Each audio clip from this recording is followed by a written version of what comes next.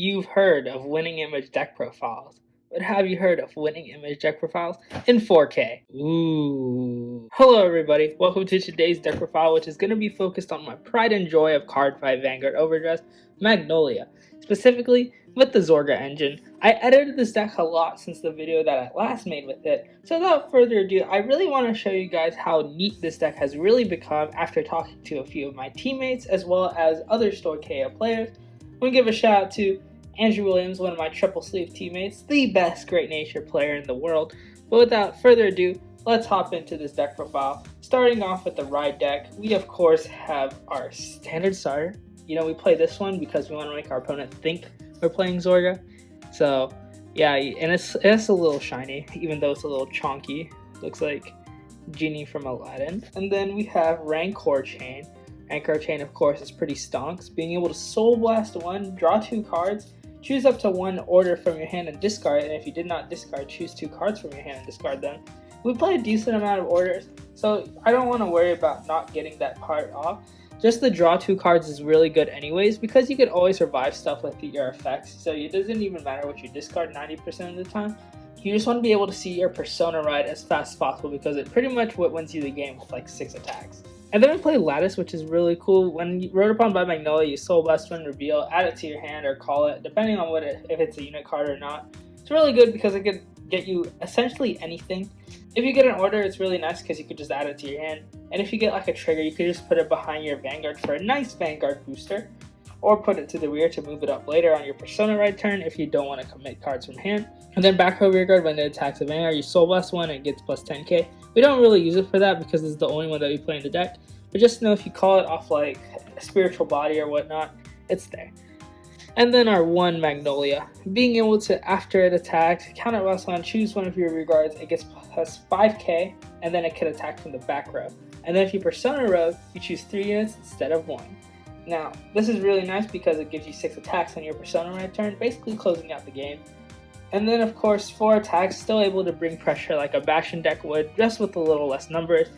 This deck is a little bit more fragile and dies to defensive, but we play a few things and structure the deck in a way to where we can play a little bit of a longer game. So on to grade 3s, we have 3 copies of Magnolia, completing our Persona ride package. This is really nice because we of course want to see it always. And of course, this is the only grade 3 that we play in a Magnolia deck because Magnolia is the most important grade 3 and all mine are foil. I like this card a lot. And then our next grade 2 is Duger. So Duger of course is a really powerful effect because if you have 4 more other rear guards, so basically a full fielder, it gets plus 5,000 power because it counts itself. This is really good because it's a 15k attacker, and don't underestimate 5k. With an 8k boost, it makes 23k, so 15k shield, just forcing more cards out of your opponent's hand, or even if it's unboosted, they have to block 1 card. And then this is where I think my deck differs a little bit, just a little bit. I play 3 Gnosla. I think 4 is a little overkill, 2 is too little, 3 is just right, because you always want to see this card. I literally play 3 just so I could see it more often, because this effect is that good right now. Wait until we get set 2 though. Oh, that fucks. But back row rear guard. When it attacks, counterblast 1, choose one of your other rear guards that gets this unit's power until the end of turn. What's really stonky is that you can put your over trigger power on this and then have 2 or 3, depending on which over trigger you play, 100 million power attacks. So that's why we play Gnosla.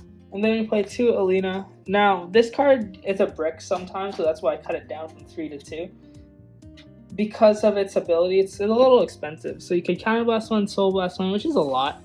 Choose a grade 2 or less card from your drop, call its rear, and it gets plus 5,000 power until the end of turn.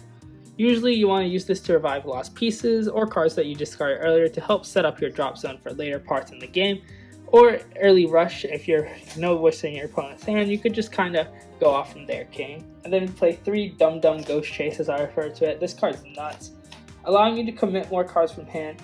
It's a blitz order, so it has like a quick shield effect. Choose one of your units, gets plus 5k until the end of battle, and then choose one of your rear guards not being attacked and return it to your hand.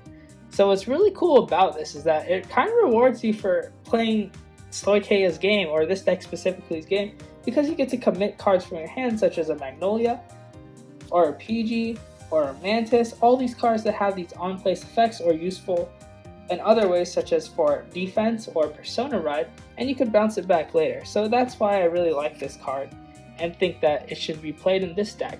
Though 4 could be a bit much, it's also an order that you could discard for Rancor Chain, so that's why Ghost Chase is just good, and I don't see Magnolia without it for now. And then for grade 1s, we play 3 Karis. So Karis is really good. I don't like it in the ride deck because of the Rancor Chain and stuff that I said earlier, but it's really good and pairs really well with our Mantis. So Mantis hardcore carries the deck right now.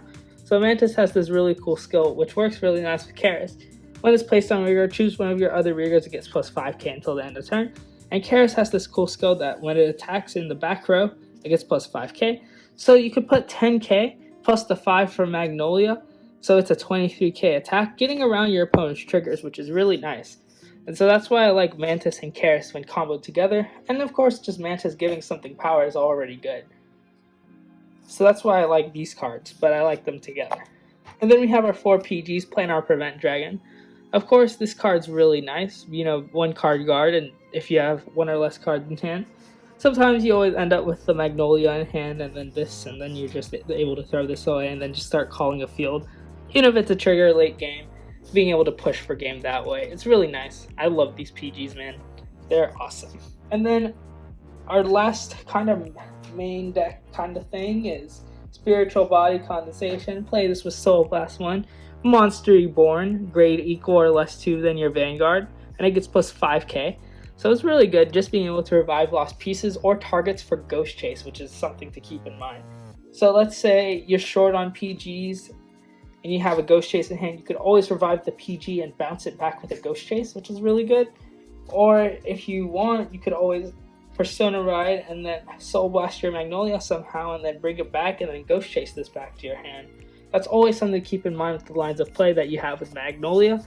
So just learn how to think a few steps ahead because this card could change a lot of momentum in your favor. And then for triggers, so I changed this from last time. I'm actually trying out the Stoicheia over trigger right now. Bless Favor. Being an Omni trigger basically meaning it's all the triggers in one is actually not that bad. I really like how it's able to heal as well.